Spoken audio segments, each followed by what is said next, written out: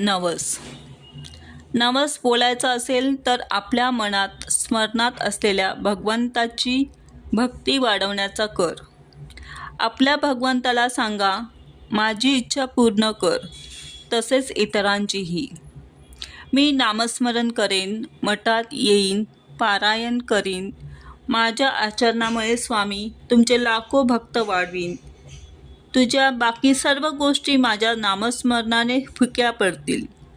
नामस्मरणाचा चमत्कार असा आहे की तुला कुठेही नवस बोलायची गरज पडणार नाही आणि कोणाला पत्रिका दाखवायचीही गरज पडणार नाही.